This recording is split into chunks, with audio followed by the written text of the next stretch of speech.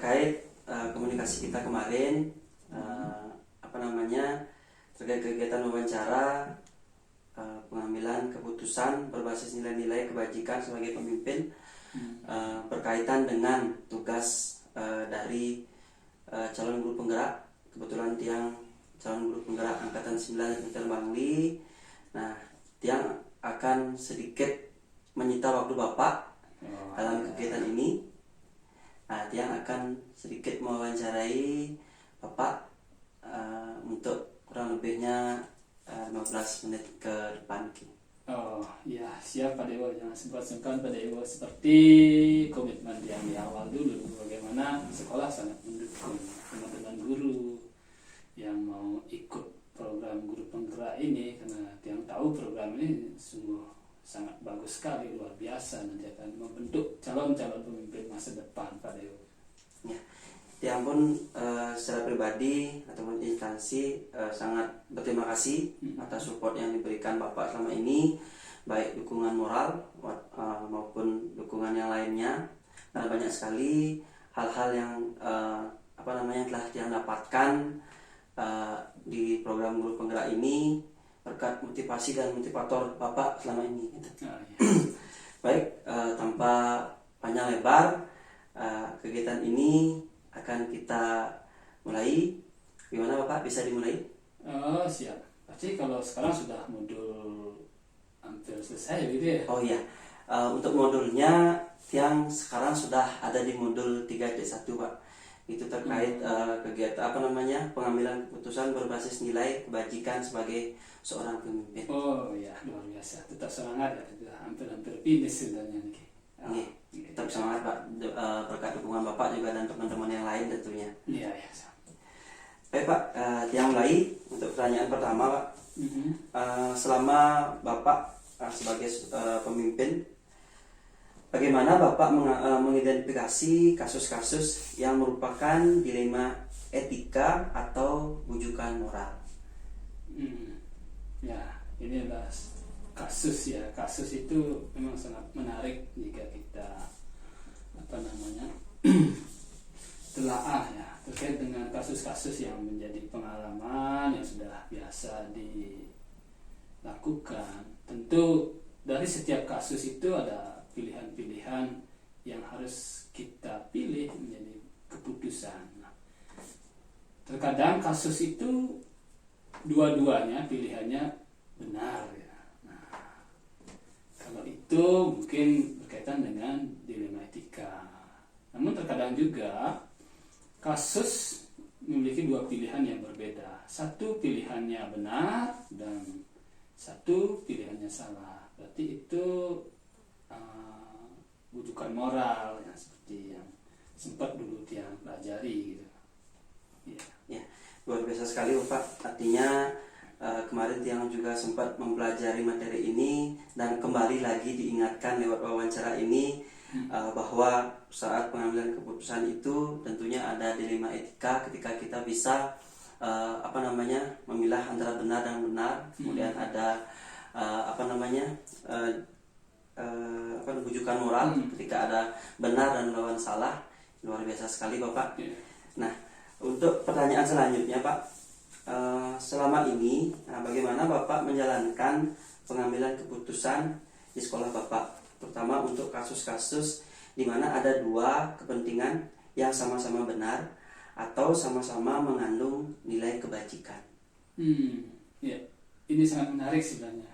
Ketika mau pilih A benar, mau pilih B juga benar. Nah, tentu karena namanya pilihan, tentu kita harus pilih salah satunya. Nah, di sini yang sudah di pengalaman, ketika sama-sama benar atau pilihan yang mengandung nilai kebajikan yang universal, tentu kita tarik garis lurus ke paradigma nanti ya. Bagaimana paradigma kita terkait dengan pengambilan keputusan tersebut. Apakah individu atau kelompok yang saling bertentangan, kemudian kebenaran atau kesetiaan yang itu, dan jangka panjang atau jangka pendek. Nah, itulah yang menjadi dasar-dasar kita dalam pengambilan keputusan kita. Ya, luar biasa sekali Bapak dalam pengambilan keputusan selama ini.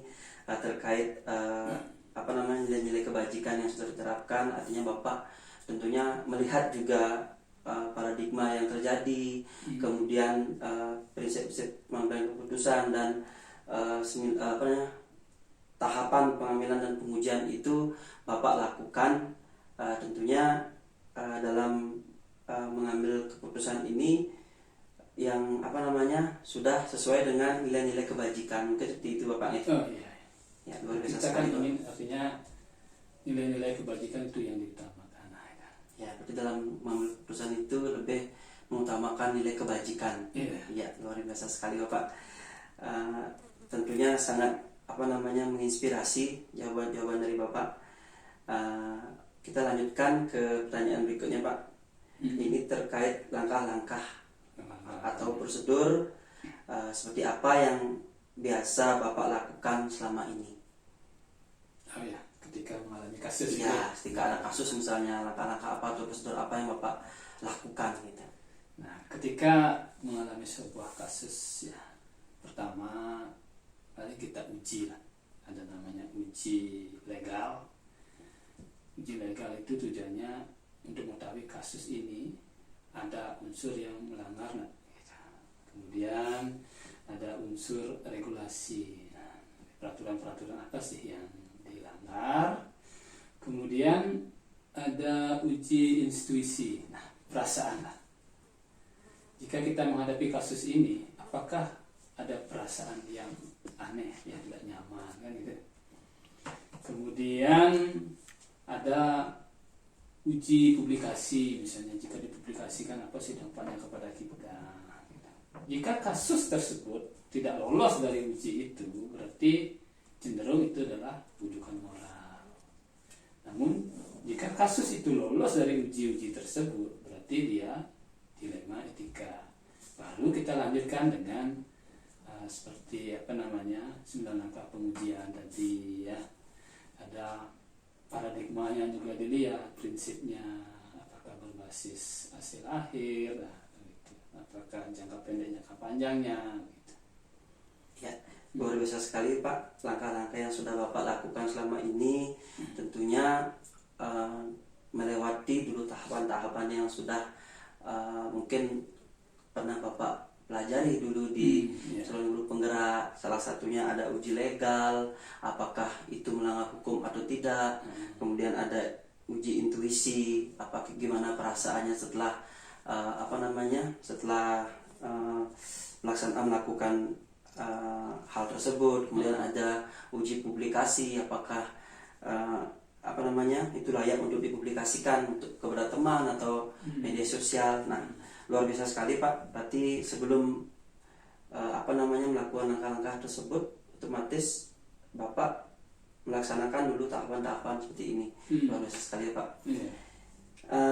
Untuk pertanyaan selanjutnya Pak, hal-hal apa saja yang selama ini Bapak anggap efektif dalam mengambil keputusan pada kasus-kasus dilema etika? Nah, terkait kasus yang terjadi di sekolah ya. Di sekolah itu kan biasanya yang menjadi acuan kita adalah murid. Nah, bagaimana keputusan yang kita ambil itu memang benar-benar berpihak pada murid. Nah, kemudian kita kaitkan dengan nilai-nilai kebajikan universal. Jika keduanya sudah terpenuhi, maka keputusan kita, apapun keputusan yang kita ambil, tentu akan bisa dilakukan dengan penuh tanggung jawab. Karena sudah dilakukan dengan tanggung jawab keputusan kita, berarti saya anggap keputusan itu sudah efektif. Ya, ini Pak, luar biasa sekali Pak. Terus terang saja saya sampai merinding ini mendengarnya. Artinya ketika Bapak melakukan keputusan, kemudian apakah itu keputusannya efektif atau tidak, artinya Bapak cenderung berpedoman pada murid. Apakah itu keputusannya Bapak berpihak pada murid atau tidak? Kemudian apakah keputusan Bapak itu ada berkaitan dengan nilai-nilai kebajikan universal yang ada? Iya. Itu Pak ya. Iya. Sungguh luar biasa sekali Pak. Saya menjadi antusias sekali untuk melaksanakan wawancara ini. Ya, luar biasa sekali Pak. Kita lanjut Pak untuk pertanyaan berikutnya Pak. Sekarang yang menjadi tantangan Pak, tantangan dalam mengambil keputusan pada kasus-kasus dilema etika ini, kira-kira apa tantangannya Pak? Tantangannya ya. Ya. Tadi kan ketika sudah lolos uji kan namanya dilematika. Dilematika. Itu kita lanjutkan nanti kan ke paradigma. Tentu yang paling gampang kita lihat siapa sih yang bertentangan kan gitu. Tentangannya misalnya individu dengan masyarakat.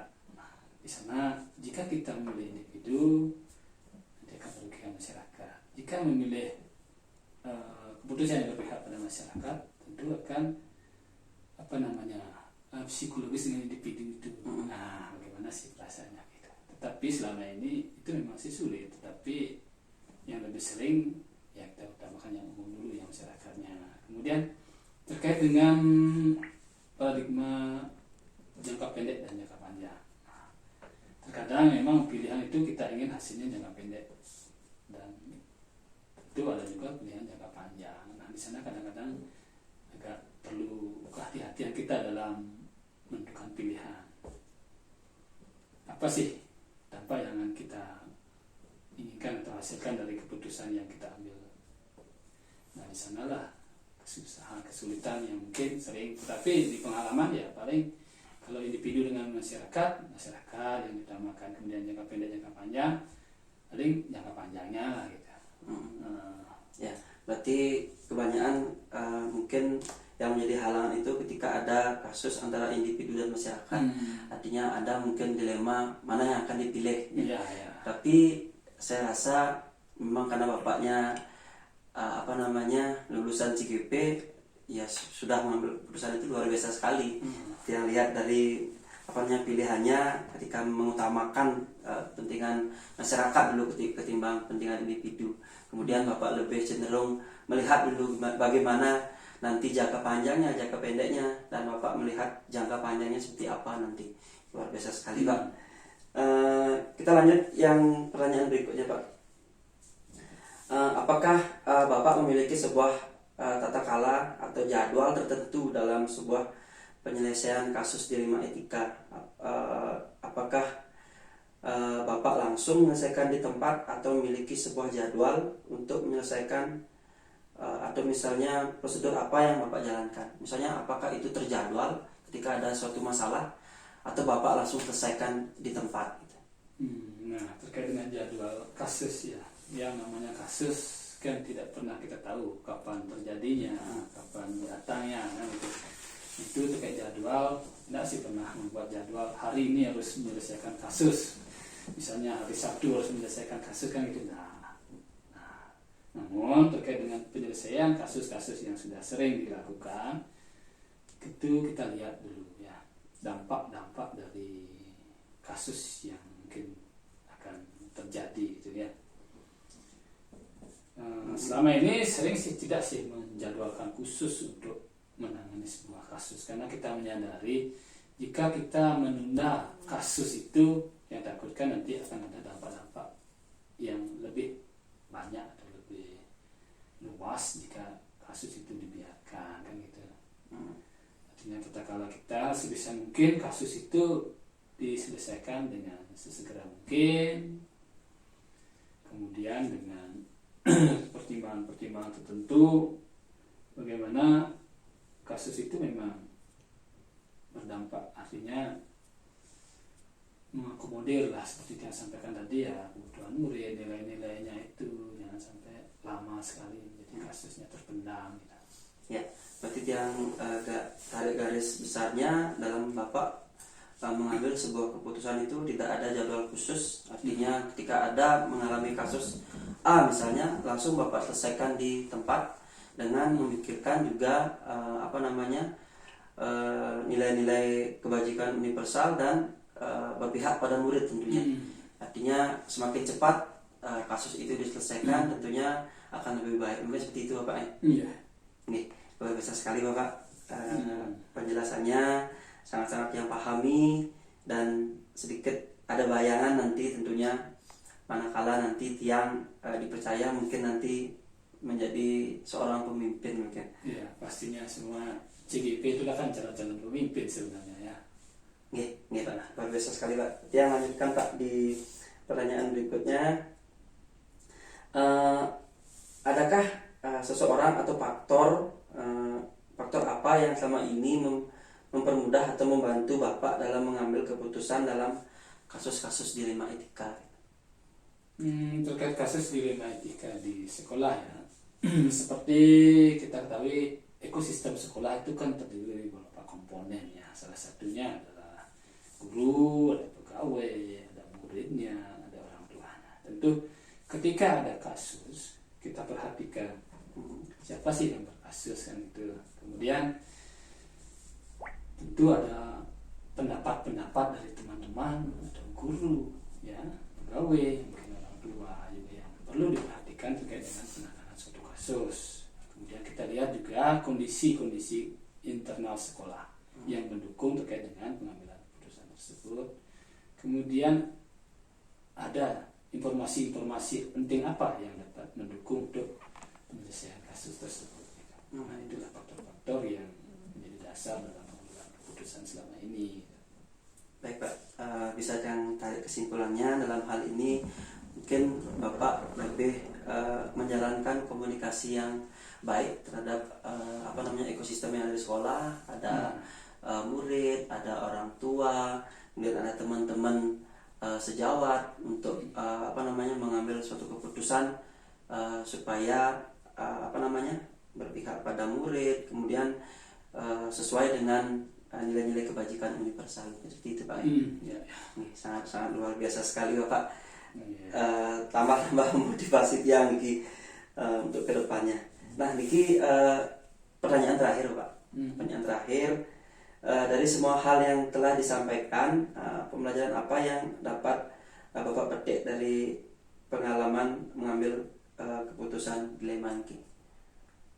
Ya, dari pembelajaran ya atau pengalaman dari kasus-kasus yang sudah dilalui, kemudian dari cerita-cerita tadi, yang paling menjadi hal penting untuk pembelajarannya bagi saya adalah bagaimana keputusan itu memang benar-benar berpihak pada murid, kemudian bagaimana mengakomodir nilai-nilai kebajikan universal, sehingga ketika kita sudah berpihak pada murid, kemudian nilai-nilai kebajikan universal, tentu keputusan yang diambil itu dapat dilaksanakan dengan penuh tanggung jawab. Artinya tidak ragu lagi lah, keputusan itu memang sudah benar-benar efektif.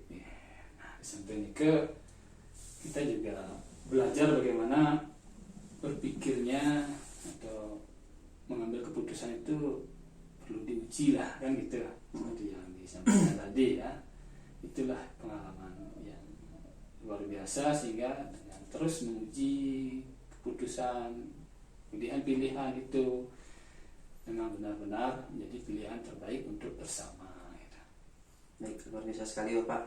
Artinya pengalaman Bapak Nike nanti bisa tiang pakai juga untuk pengalaman pribadi tiang nanti, seandainya tiang nanti bisa menjadi pemimpin, walaupun tidak pemimpin kepala sekolah, mungkin pemimpin pembelajaran, supaya tiang bisa mengambil keputusan itu sesuai dengan berpihak pada siswa, kemudian sesuai dengan nilai-nilai kebajikan universal. Luar biasa sekali Bapak. Tiang Bapak sangat menginspirasi sekali tentunya dalam wawancara ini. Tiang harapkan kegiatan ini tentunya nantinya akan berdampak luas pada peserta didik dan teman-teman tiang nanti di sekolah ini Pak. Ya, itulah memang harapan kita bersama ya. Apa yang kita lakukan di sekolah memang benar-benar berdampak pada murid, kemudian pada teman kita, sehingga ekosistem sekolah menjadi lebih berbudaya positif lah istilahnya zaman sekarang ya.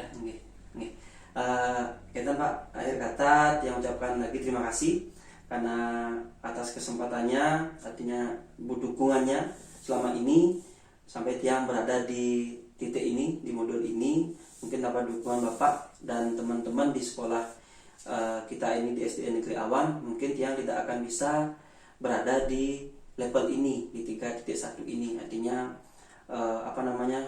dorongan Bapak untuk tiang terus belajar sangat luar biasa sekali. Yang ucapkan terima kasih kepada Bapak atas dukungannya nih.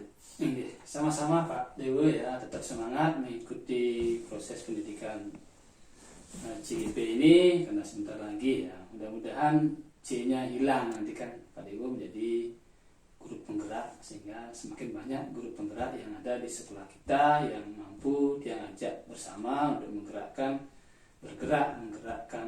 ekosistem sekolah ini. Nih, terima kasih Bapak. Artinya mandat dari Bapak Nike tentunya akan Tiang jalankan. Semoga nantinya Tiang bisa juga bersama-sama Bapak untuk membangun sekolah kita dan pendidikan di Bangli ini menjadi lebih baik tentunya Pak nih. Nih, terima kasih Bapak atas waktunya. Tiang ucapkan terima kasih kembali. Mungkin akhir kata Tiang ucapkan selamat pagi pada Bapak. Selamat pagi Pak. Selamat ya.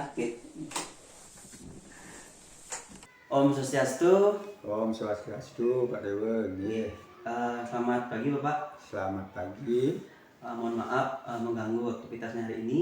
Silakan. Seperti koordinasi yang kemarin terkait wawancara yang akan Tiang lakukan pada hari ini. Terima kasih sebelumnya karena Bapak sudah meluangkan waktunya untuk Tiang melaksanakan tugas ini. Sebelumnya Tiang perkenalkan diri Pak. Silakan Pak Dewa. Nama Tiang Ideo Made Arta Putra, calon guru penggerak angkatan 9 dari Kabupaten Bangli. Pada kesempatan hari ini Tiang akan mewawancarai Bapak. Sebelumnya Tiang persilahkan dulu Bapak untuk memperkenalkan diri. Untuk waktu Tiang persilahkan Pak. Terima kasih yang sampaikan. Jadi saya ini adalah nama Ketut Ramyan, asal Singaraja, Buleleng, Bali. Kemudian Tiang tugas sebagai kepala sekolah di SDN Gunung Bau, Kecamatan Kintamani, Kabupaten Bangli, Provinsi Bali. Untuk itu Tiang sampaikan kepada Pak Dewa yang baru memperkenalkan diri pada hari ini, dan apa sih jadi tujuannya Pak Dewa mengunjungi sekolah kami ini. Tolong disampaikan supaya bisa Tiang pikirkan Riki apa yang menjadi tujuan Pak Dewa mendatangi sekolah kami di sini. Silakan Pak Dewa.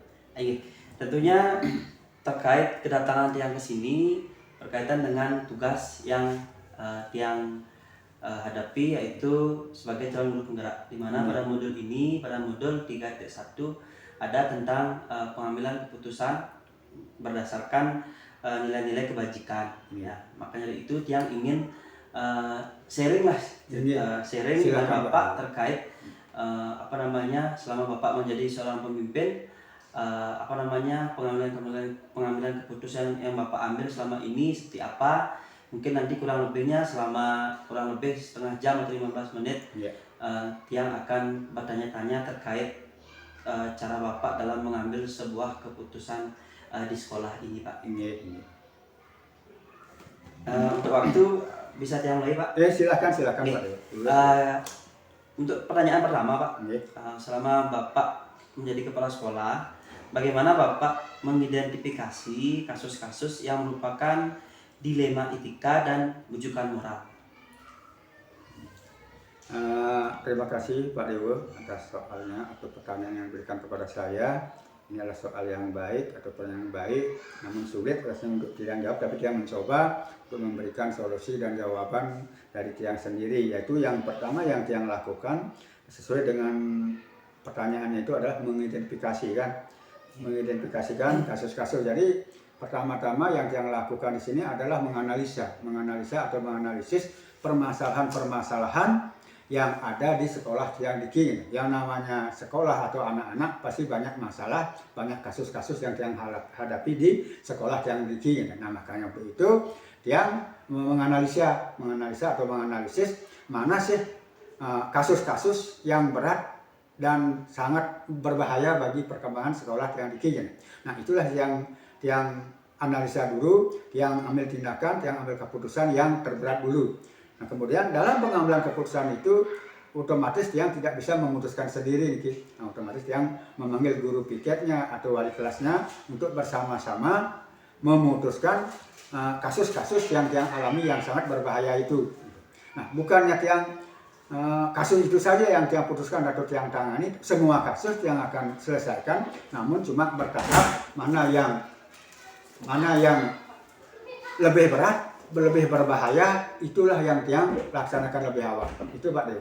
Oke, berarti yang ambil kesimpulannya dari penjelasan Bapak tadi, ketika Bapak mengalami sebuah kasus di sekolah Niki, Bapak tentunya akan melaksanakan musyawarah dengan teman-teman guru atau guru piket dan wali kelasnya. Oke. Kemudian Bapak juga akan melihat dulu bagaimana kasus itu, kasus yang mungkin berat, sangat berbahaya, supaya tidak berkembang lagi. Nah, itu stop. Nah, itulah yang ambil keputusan dan yang kasih pengarahan, kasih solusi agar jangan sampai terulang lagi. Luar biasa sekali Bapak, pemaparan dari Bapak. Tentunya dari pemaparan ini Tiang bisa menginspirasi manakala Tiang nanti suatu saat punya kesempatan untuk menjadi seorang pemimpin. Ya Pak, luar biasa sekali Pak. Lanjut ke pertanyaan kedua Pak. Ini silakan Pak Dewa. Selama ini bagaimana Bapak menjalankan atau mengambil keputusan di sekolah Bapak, terutama untuk kasus-kasus di mana ada dua kepentingan yang sama-sama benar atau sama-sama mengandung nilai kebajikan. Nah, itu nanti Pak. Jadi terima kasih Pak Dewo atas soalnya atau pertanyaannya, baik sekali. Nah, jadi sesuai dengan pertanyaan Pak Dewo, bagaimana cara kita mengambil keputusan dengan dua hal yang sama-sama baik, benar. Nah, jadi di sekolah Tiang Niki, Tiang mengambil kesimpulan, mengambil keputusan, kedua-duanya Tiang putuskan. Karena kedua-duanya ini adalah baik. Contoh, Tiang pernah alami di sekolah ini Pak Dewo.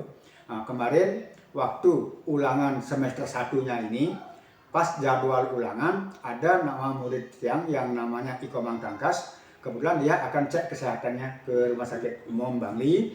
Nah, kemudian dia permisi, orang tuanya datang ke sekolah, permisi bahwa pada hari ulangannya itu anaknya jadwal juga cek kesehatan. Nah, maka Tiang karena demikian, karena kedua-duanya ini harus kita jalankan oleh anak tersebut, maka Tiang izinkan untuk cek kesehatannya supaya dia menjadi anak yang sehat, ya kan? Karena itu adalah murid Tiang.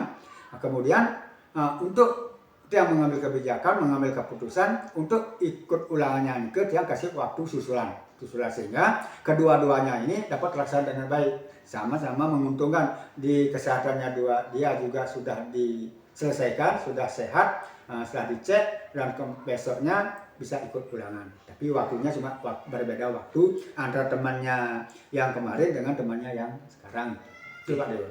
Luar biasa sekali Pak pemaparan Bapak itu. Artinya dalam pengambilan keputusan itu Bapak sudah berpihak kepada siswa. Artinya mementingkan juga kepentingan kesehatan anak tersebut dan kepentingan juga anak tersebut menempuh pendidikan. Luar biasa sekali Pak. Sangat menginspirasi tentunya. Lanjut ke pertanyaan berikutnya Pak. Ini terkait langkah-langkah atau prosedur seperti apa yang biasa Bapak lakukan selama ini. Artinya langkah-langkah dalam mengambil keputusan itu. Terima kasih Pak Dewa. Nah, ini soalnya juga bagus semua ya pertanyaannya. Nah, tapi ini Tiang kasih jawaban ini sesuai dengan apa yang Tiang alami di sekolah ini Pak ya, bukan sekolah lain Jadi langkah-langkah yang Tiang ambil di sekolah ini adalah, pertama adalah mengenali nilai-nilai yang saling bertentangan. Nilai dulu itu. Nah, itu yang kedua menentukan siapa-siapa yang terlibat di dalam kasus tersebut. Nah, siapa-siapa yang terlibat. Kemudian yang ketiga mengumpulkan data-data yang relevan. Nah, setelah itu semua terkumpul, anak-anak siapa yang terlibat, masalahnya apa, kasusnya apa, baru yang mempelajari kasusnya tersebut. Kemudian menanyakan kepada siswa, antara siswa yang satu dengan yang lain, apa sih masalahnya, mengapa sampai terjadi hal-hal seperti ini. Nah, sehingga dia bisa mengambil suatu kesimpulan. Nah, pada saat dia mengambil kesimpulan itu, artinya sudah tahulah permasalahannya begini, akhirnya otomatis juga yang mengambil keputusan, karena yang selaku kepala sekolah tidak berani mengambilkan keputusan sendiri, maka yang juga memanggil siapa walinya. Walinya tetap yang panggil untuk ikut bersama-sama menyelesaikan permasalahan-permasalahan yang dialami oleh anak didiknya itu. Jika Pak, otomatis yang nanti setelah yang berikan keputusan itu, mungkin yang suruh dia minta maaf kepada temannya untuk berdamai, untuk buat surat perjanjian supaya tidak mengulangi lagi perbuatannya seperti ini. Iya. Luar biasa sekali Bapak pemaparannya terkait langkah-langkahnya. Tentunya Bapak menganalisis terlebih dahulu Pak, menggali nilai-nilai yang bertentangan dengan kasus tersebut, kemudian mengumpulkan data-data ya supaya lengkap ya supaya tidak memihak satu atau yang dua ini. Luar biasa. Kemudian juga Bapak menganalisis siapa yang terlibat dalam kasus tersebut. Luar biasa sekali Bapak, yang banyak sekali mendapatkan inspirasi dari jawaban Bapak. Kita lanjut Pak ke pertanyaan yang berikutnya Pak. Ini Raris, silakan terus. Hal-hal apa yang selama ini Bapak anggap efektif dalam mengambil keputusan pada kasus-kasus dilema etika? Terima kasih Pak Dewo atas pertanyaannya. Jadi hal-hal apa saja yang selama ini yang dianggap efektif dalam pengambilan keputusan. Jadi dalam pengambilan keputusan ini di sekolah ini yang itu mengambil keputusan ada dua, ada keputusan jangka pendek dan ada keputusan jangka panjang. Nah, di mana contohnya Pak yang pernah alami juga di sekolah ini, kemarin ada guru kelas 5, dia memberikan pelajaran atau materi proses pembelajaran di kelas 5, tapi dia mempergunakan video. Video kemudian dalam penggunaan video itu suaranya terlalu keras sekali. Nah, kemudian sehingga mengganggu kelas-kelas yang lain. Nah, datanglah guru kelas 6-nya, artinya menanyakan kepada saya selaku kepala sekolah, ya Pak kepala sekolah bagaimana saya tidak bisa mengajar, saya diganggu sama suara videonya yang terlalu besar. Suruh yang ambil keputusan pendek, stop, jangan ditegur. Nah, nanti kita putuskan bersama-sama lebih jangka panjangnya nanti. Sekarang biarin dulu supaya tidak terjadi dilema atau pro kontra, tidak terjadi suatu keributan. Maka biarkanlah dia berkelanjutan untuk mempergunakan video tersebut. Itu jangka pendeknya. Kemudian jangka panjangnya, karena guru kelas 6 ini melapor kepada saya selaku kepala sekolah, maka tiang panggil kedua-duanya, guru kelas 5-nya tiang panggil, guru kelas 6-nya juga tiang panggil. Artinya tiang sinkronisasikan antara video dengan yang tidak pakai video, yang sarankan yang memakai video silahkan lanjutkan karena itu adalah zamannya sekarang seperti ini tetapi cuma volume suaranya supaya tidak mengganggu kelas yang lain. Itu jangka panjangnya itu. Nah, ini Pak Luar sekali Pak. Artinya ketika Bapak mengambil sebuah keputusan Bapak melihat dulu jangka panjang dan jangka pendeknya seperti apa. Kemudian Bapak juga memanggil kedua belah pihak dan mengkomunikasikan dengan baik. Luar biasa sekali Pak. Sangat menginspirasi sekali jawaban Bapak. Kita lanjut Pak. Untuk pertanyaan berikutnya Pak, hal-hal apa yang selama ini menjadi tantangan dalam mengambil keputusan pada kasus-kasus dilema etika gitu Pak? Terima kasih Pak Dewa. Jadi apa saja yang merupakan tantangan atau hambatan di dalam kepala sekolah itu mengambil suatu keputusan. Jadi tantangannya itu banyak sekali Pak. Jadi mungkin laporannya anak-anak berbeda-beda, ada melaporkan begini, ada melaporkan begitu, atau mungkin kurangnya komunikasi, kurangnya informasi, dan itu tidak ada bukti yang cukup, banyaknya informasi yang masuk dari pihak lain, karena kurangnya fakta atau bukti daripada suatu kasus tersebut. Nah, itu Pak jadi hambatan-hambatan yang untuk memutuskan itu. Nah, akhirnya karena ini kacau, tidak pas untuk memberikan yang keputusan, maka yang kasih keputusan yang sesuai kekeluargaan karena ini laporannya begini sehingga tidak bisa menemukan suatu titik temu, akhirnya yang kasih keputusan secara kekeluargaan, cukup perbuatan Anda jangan dilanjutkan, baik si A, si B, si C, dan si D. Yang dilanjutkan ini adalah perbuatan Anda yang kurang baik, kurang efektif untuk dilaksanakan di sekolah ini. Untuk itu Anda jangan mengulangi lagi. Itu keputusan itu yang ini. Dan karena ini jawabannya, laporannya si A, si B, si C berbeda-beda, maka yang sementara kasih hukuman untuk dia jadi satu kelompok yang suruh dia membersihkan WC, sehingga hukuman yang dia berikan itu adalah hukuman yang positif untuk kesehatan kita bersama gitu. Nah, tapi cuma sifatnya tidak berkelanjutan, cuma sekali itu saja gitu. Ke Iya. Berarti tantangannya yang Bapak alami selama Iya, ini ke Bali. yaitu kurangnya kurangnya informasi, iya, komunikasi dan bukti komunikasi atau fakta fakta yang real ya yang ada. ya. Siapa? Iya. Bagus sekali Pak Iya. jawabannya Pak. Kita lanjut Pak di Iya. pertanyaan berikutnya.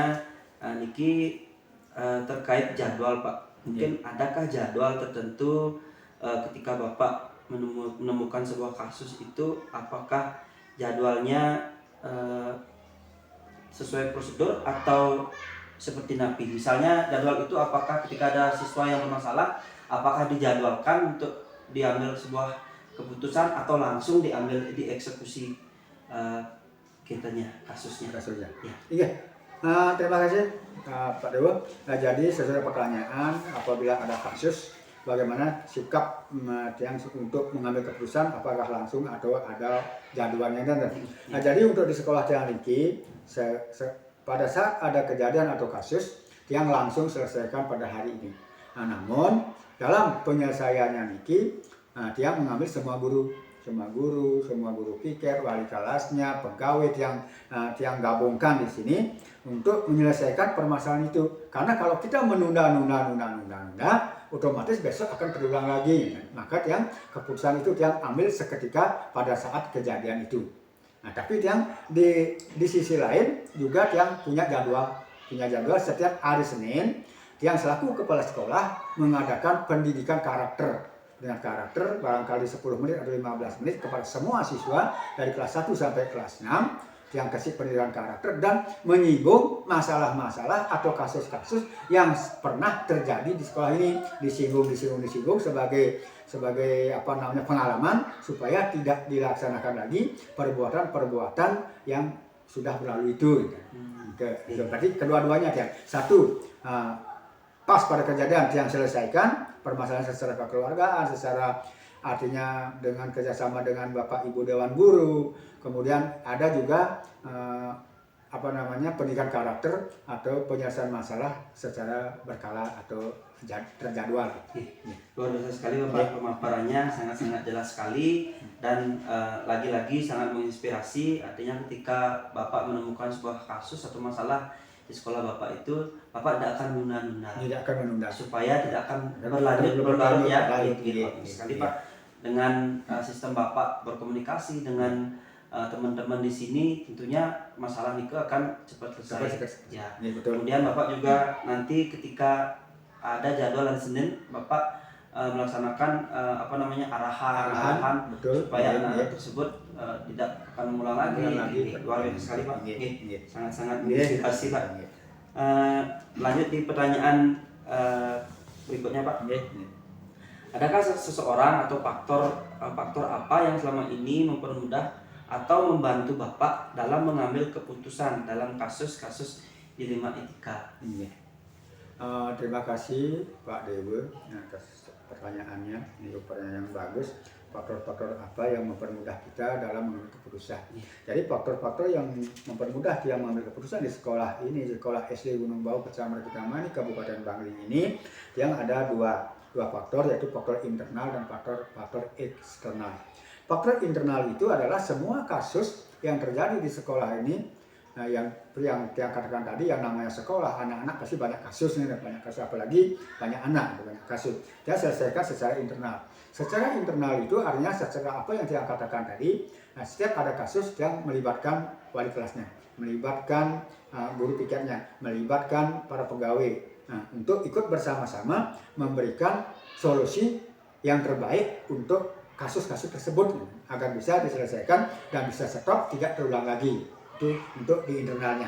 Kalau untuk di eksternalnya, kadang-kadang kalau memang kasusnya ini berat, tidak bisa diselesaikan, misalnya perkelahian sampai ada luka dan sebagainya, supaya orang tuanya ini tidak datang ke sekolah untuk membela anaknya, untuk marah-marah pada guru, marah kepada orang tuanya, kelahi antara orang tua, maka pakai faktor eksternal, yang melibatkan tokoh masyarakat, tokoh adat, tokoh desa dinas mungkin kepala desanya atau komitenya atau orang tuanya yang panggil untuk bersama-sama memutuskan masalah itu supaya tidak berkelanjutan, tidak tegang antara orang tua yang satu dengan orang tua yang lain gitu. Sehingga mensinkronisasi keputusan ini antara internal dan eksternal bersama-sama berkolaborasi untuk memberikan keputusan yang terbaik gitu. Luar biasa sekali Bapak, ya sampai kalangan mendengarnya Pak. Luar biasa sekali ketika kita mengalami sebuah masalah, artinya ada dua faktor yang harus kita lihat juga, ada faktor internal, eksternal, di mana internalnya ada artinya warga sekolah dulu yang kita ajak bersama-sama membahas masalah nike. Kemudian nanti eksternalnya ada juga dari faktor komite di masyarakat dan koordinasi yang luar biasa antara dinas dan adat itu bisa berkolaborasi dengan SD ini luar biasa sekali Pak dalam mengambil sebuah keputusan. Nih, artinya sekolah niki sudah sangat luar biasa sekali Pak. Nih. Berlanjut ke pertanyaan terakhir Pak. Pak Dewa. Dari semua hal yang telah Bapak sampaikan, pembelajaran apa yang dapat Bapak petik dari pengalaman mengambil keputusan dilema etika ini? Terima kasih Pak Dewa atas pertanyaannya. Jadi apakah ada manfaatnya? Apa yang dipetik dari keputusan tersebut? Jelas ada sekali. Ada manfaatnya, banyak sekali manfaatnya. Manfaatnya itu adalah untuk sebagai pedoman untuk mendidik, mengelola pendidikan yang ada di sekolah ini Pak Dewa. Apalagi keputusan yang laksanakan dari awal sampai akhir dari semester 1 semester 2 itu adalah semua keputusannya itu adalah berkolaborasi, tidak memberikan keputusan sendiri, sehingga yang puas dengan adanya keputusan itu karena keputusan ini tidak buat yang sendiri gitu. Keputusan secara bersama-sama, artinya tidak ada pro dan kontra antara yang satu dengan yang lainnya, apa yang sudah menjadi keputusan. Nah, keputusan inilah yang jadikan dasar untuk mengelola sekolah yang lebih lanjut ke depannya, bagaimana supaya semua perbuatan-perbuatan yang negatif yang dilaksanakan oleh siswa-siswa di SD Gunung Bawu ini tidak terulang lagi. Sehingga dengan pengalaman ini kita tetap mengadakan suatu pembinaan setiap hari Senin seperti jadwalnya nike, dan pendidikan karakternya yang tetap bina. Dan sekali-sekali yang mengundang dari tim Babinsa, dari tim kepolisian dan dari tim TNI. Kemarin dia sudah undang beliau berdua untuk menyampaikan pendidikan karakter apa yang harus dilaksanakan di sekolah ini supaya tidak terjadi hal-hal yang negatif seperti kekerasan dan lain sebagainya nike. Kemudian diberikan oleh pihak kepolisian dan kepolisian TNI tersebut. Akhirnya sampai saat ini perbuatan siswa yang istilahnya walaupun ada tidak banyak itu, tidak banyak. Mungkin kalau dari 100% mungkin cuma 2%-nya lah yang masih banyak masih ada perbuatan siswa yang negatif gitu. Tapi itu kan harus, mungkin karena yang namanya siswa, namanya anak-anak, pasti ada saja yang kasus-kasus yang diperbuatan gitu. Luar biasa sekali Bapak dalam pengalaman Bapak mengambil sebuah keputusan nike, sangat-sangat menginspirasi sekali. Nanti dari pemaparan Bapak nike yang akan belajar banyak. Nanti siapa tahu yang menjadi seorang pemimpin, walaupun bukan pemimpin kepala sekolah, tentunya pemimpin pembelajaran nanti di sekolah otomatis ya, supaya tiang bisa mengambil sebuah keputusan yang tepat. Betul. Nih, sangat menginspirasi sekali Bapak. Tiang sampaikan, ucapkan terima kasih banyak karena telah menerima kehadiran tiang di sini. Tentunya banyak sekali yang tiang tanyakan tadi bersama Bapak. Tentunya apa yang Bapak sampaikan itu sangat bermanfaat sekali Bapak. Nih, akhir kata mungkin yang ucapkan terima kasih dan yang tutup kegiatan ini dengan mengucapkan pramusanti Pak. Om Santi Om. Semua Pak. Rahayu Pak. Rahayu.